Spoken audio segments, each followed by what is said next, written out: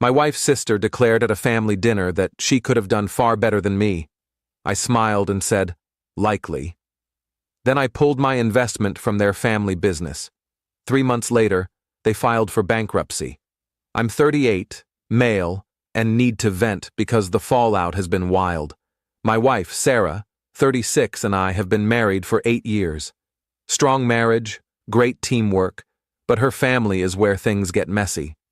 Her sister, Fiona, 41, has always had an issue with me. I'm a financial consultant who works freelance. Not flashy, but I earn well and excel at my job. Fiona married Ethan, 43, who inherited his father's textile import business. They live in a faux luxury world, leased Mercedes, designer clothes, constantly posting about their perfect life. Here's what most didn't know. 3 years ago, Ethan's business hit a cash flow crisis. Overseas suppliers demanded upfront payments, clients delayed invoices, a classic pinch. They needed capital fast, or they'd lose major contracts. Sarah pleaded with me to step in. Family, right? I'd just sold my share in a tech startup. Not massive, but a solid 6-figure payout. Against my instincts, I invested $180,000 for a 30% stake in their company. Legal contracts, attorneys, everything documented. I stayed a silent partner, avoiding daily operations, just collecting quarterly reports and my profit share. The business recovered. My investment saved them, and they've been profitable since. I received my distributions. Everyone seemed content. Or so I thought. 2 weeks ago, we attended a dinner at Fiona's for their son's birthday. Pleasant night until Fiona's 3rd glass of wine. She started rambling about how Sarah was always the beautiful one, could have married that lawyer from college or the hedge fund guy who adored her. Then she stared at me and said, I mean, she could have done so much better than, well, you know. She gestured at me. A consultant? Really? She settled big-time dead silence. Sarah's face flushed. Ethan suddenly became engrossed in his napkin. Their kids, 16 male and 14 female, looked horrified. I just smiled and said, likely. Fiona laughed. At least you get it. We finished dinner quietly. On the drive home, Sarah apologized profusely. I told her it wasn't her fault. The next morning, I contacted my attorney. By midday, I'd filed notice to exit the partnership and demanded repayment of my investment. The contract I'd insisted on 3 years ago had a clause letting me withdraw with 90 days' notice, recouping my full investment plus accrued interest. I wanted out. Ethan called within hours, frantic. Man, what's this? We can't just pull together $180,000 plus interest. $195,000. Then figure it out. You have 90 days. Is this about Fiona's comment? She was tipsy. She didn't mean it. My decision's made. See you at the buyout. That was 2 weeks ago. Since then, it's been chaos. Update 1. The entitlement has hit new levels. First, they tried emotional manipulation. Fiona called Sarah, sobbing about how I was ruining their lives over a drunken remark. Sarah stood firm, proud of her, and said it was my money, my choice. Then came the family ambush. We went to Sarah's parents' house thinking it was a casual Sunday lunch. Nope. Intervention set up with Fiona, Ethan, and their kids. Fiona's daughter, Lily, was coached to cry about losing her elite school. Their son, Connor, mentioned his college dreams. Ethan showed a spreadsheet detailing how they'd need to sell assets, possibly lose their house. My response? You should have considered that before insulting your main investor. Fiona flipped out. It was a joke. You're this fragile? What kind of man destroys a family over hurt feelings? The kind who doesn't bankroll people who think he's lesser. Things got interesting. Ethan slipped that they'd already sought loans. No one would touch them. Their credits maxed, the business properties leveraged, and without my capital, banks see them as too risky. Then Fiona said something that sealed their fate. Fine. We don't need your money. Ethan's business survived before you, it'll survive after. You did us a favor. Now I don't have to pretend to appreciate you. Ethan's face paled. Fiona, stop. No, I'm done acting like he's some hero. Anyone could have written a check. He got lucky with that startup. He's still just a dull consultant who lucked into my sister. I recorded it all on my phone, legal in my one-party consent state. Sent it to my lawyer with a note. Make this buyout ironclad. Last week they tried a new tactic. They started telling people I'm vindictive, wrecking family over nothing. Fiona posted on social media about family betrayal and money corrupting people. Some friends messaged me about doing the right thing, being the bigger person. My favorite was from Fiona's book club friend. Real men don't ruin families over words. Grow up, I ignored them all but documented everything. The 90-day deadline's nearing. They've got 60 days left. From what Sarah hears, she's fully on my side but still talks to her mom. They're panicking. Ethan's hunting for investors, but no one's biting. Their business only works with hefty cash reserves. Without my stake, it's a shaky structure. Best part? I ran into Fiona at the supermarket yesterday. She marched up to me. You win. Happy? You're destroying my kids' futures because your pride got hurt. No. I'm reclaiming my legal investment. What you do with your business after is your issue. You're pathetic. This is why Sarah deserved better, and yet she chose me, the pathetic consultant whose money you gladly took. She stormed off. Their entitlement is unreal. They genuinely believe my money is theirs by right. 60 days to go. Update 2. The desperations turned absurd. With 30 days left, Ethan tried selling partial stakes to other investors. Problem? My 30% stake includes a right of first refusal on any sale. Every potential investor learned I was exiting and backed out. No one wants family business drama with the stable capital leaving. Fiona tried financial manipulation.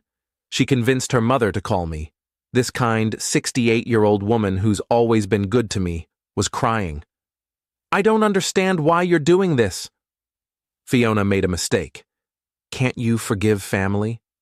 I explained it was a business decision, not personal. Then she dropped a bombshell. Fiona says if you don't stop, I might have to sell my house to help them. I called Sarah immediately. Fiona had guilt-tripped their mom, suggesting she might need to mortgage her paid-off house to save the business. Sarah went ballistic on her sister. Their relationship's essentially done. 2 weeks ago, things got legally spicy. I received a letter from a shady lawyer, not Ethan's business attorney, claiming I breached fiduciary duty as a partner and that my withdrawal was meant to harm the business. They threatened to sue for damages. My lawyer chuckled, sent a reply with my contract proving my right to exit, records showing I never managed operations, no duty to breach, the recording of Fiona saying they didn't need my money, and a warning that frivolous lawsuits would face a fierce legal counter. Haven't heard from that lawyer since. Last week was the peak. Ethan showed up at my office, not aggressive, just broken. Man to man, we're losing everything. The house, the business, everything. My kids, I can't provide for them. You had a profitable business. Figure it out. We used profits to grow. New machines, more staff. We assumed your capital was locked in. You assumed wrong. That's why contracts exist. Fiona's falling apart.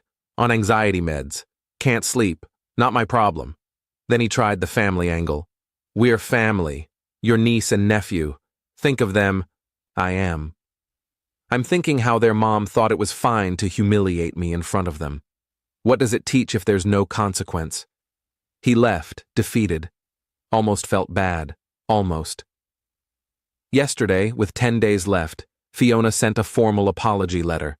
Not an email, a physical letter. 3 pages of regret, admitting she's always been jealous that Sarah found stability while she and Ethan struggled to keep up appearances. She blamed business stress for her outburst. It might have been sincere, but it ended with, I hope this apology helps you reconsider your decision. Not about remorse, just the money. It's always about the money. Sarah's been amazing through this. She's told her family she supports me fully. What clinched it for her was them dragging her mom into it. Our marriage is stronger than ever. 8 days until the deadline. They still don't have the funds. Update 3. I didn't think they could stoop lower. I was wrong. Fiona went full scorched earth. She spread a story that I've been financially controlling Sarah, isolating her, managing all the money, and that pulling my investment was me punishing her family to maintain dominance. She called Sarah's friends, claiming I keep her from family, control our finances, and this business move is about power. One friend, Claire, called Sarah worried. Sarah lost it. Went to Fiona's house for a shouting match the neighborhood overheard. Sarah warned that one more lie would lead to a defamation lawsuit. But here's the twist I didn't expect. Ethan's business partner, Mark, who owns 20%, contacted me yesterday. Offered to buy my 30% stake for $200,000, more than I'm owed.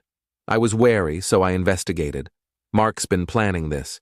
He knew Ethan and Fiona were overspending. He knew they couldn't handle a major capital withdrawal. He's been quietly positioning to take majority control. If I sell to him, he'll own 50% and can push them out entirely. Mark and I met for coffee this morning. They've been draining the company, he said. Lavish business trips that were vacations. Fiona's on payroll as a branding consultant doing nothing. Company cards for personal expenses. I've documented it all. Why wait? Needed the right moment. Your exit gave me the opening. They can't buy you out. I can. Then I control the board. It's brutal. It's cold. It's exactly what they deserve. I'll need to review with my lawyer, I said. Of course. But decide fast. My offer expires with your 90-day notice. Here's the beauty. If I take Mark's deal, Ethan loses his father's company. The thing that defines him, gone. And it's all legal. Fiona doesn't know about Mark's offer yet. She's still scrambling, now trying to get a high-interest hard money loan. Ethan's begging suppliers for extended credit or investments. Everyone's declining. Their son Connor contacted me yesterday. He's 16, seems like a good kid despite his parents. Uncle, I know Mom was wrong. But can you give us more time? Like 6 months? Your parents had 3 years to show basic respect. They didn't. This will ruin my life too. No, it'll change it. There's a difference. You'll adapt. He hung up. Can't blame him. Sarah asked last night what I'll do about Mark's offer. I'm taking it. The extra $5,000 covers legal fees, and knowing Ethan will lose the business entirely is poetic justice. Fiona belittled me while taking my money. Now she'll see what happens when the dull consultant stops tolerating disrespect. 2 days left. Told Mark I'm in. Papers signed tomorrow. They're about to lose it all, and I'm sleeping soundly. Final update. The bankruptcy filing hit exactly 92 days after I withdrew my investment, but I'm jumping ahead. On the deadline day, Ethan called 18 times. Fiona sent endless texts to me and Sarah. They'd scraped together $140,000, borrowed from friends, maxed out credit, even got their church involved. Still $55,000 short. Their last effort was showing up at our house at 10 p.m. with a $140,000 cashier's check and a promissory note for the rest. Ethan looked like he'd aged a decade in 3 months. Please, this is all we have. Take it and give us 6 months for the rest. My deal with Mark closes tomorrow. That's when Fiona learned about Mark. Her expression, pure shock. Mark? Our Mark? He's buying you out? For more than you owe me, actually. She turned to Ethan. You said Mark was with us. Ethan stared at the floor. He knew it was over. The next morning, I sold my stake to Mark. Smooth transaction. Mark called a board meeting and presented evidence of financial mismanagement. Voted Fiona off the payroll and demoted Ethan to a salaried employee with no authority. Ethan could stay under Mark or leave and start over at 43 with no capital and ruined connections. He chose to leave. Pride, I suppose.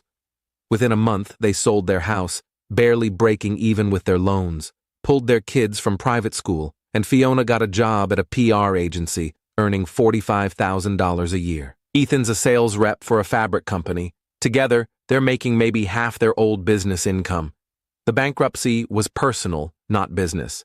Without the company's revenue and with personal debt from their lifestyle, they couldn't keep up. Chapter 7. Clean slate. But their credit's ruined for a decade. Here's the twist. Connor, their son, reached out last week. Asked for help with financial planning. Kids working part-time, saving every penny, determined not to end up like his parents. I agreed to guide him. Fiona's livid, but she can't stop him. Sarah's done with her sister. Their mom understood the truth after the bankruptcy and learned about Fiona's lies. She apologized for initially siding with Fiona. Last week, I ran into Ethan at a cafe. He looked drained. "Mark's changing the company into something Dad would have despised," he said. "All tech and cost-cutting." "But profitable?" "Yeah, very. Then Mark's a better businessman than you." He stared at his coffee. "Fiona still thinks you overreacted." "And you?" "We got what we deserved. We took you for granted." He paused. "I never thanked you for that investment 3 years ago. It saved us. We just forgot that you didn't forget. You thought you didn't need to remember." He nodded and left. Fiona still posts online about overcoming hardship and discovering true family. Comments are supportive from those who don't know the full story. Those who do? They've pulled away. Sarah asked last month if I had regrets. "None," I said. They showed their true colors. I showed them the cost. The funniest part? My consulting business is booming since this went down. Business owners respect someone who enforces contracts and keeps emotions out of deals. I've landed 3 new clients who said they want someone who treats business like business.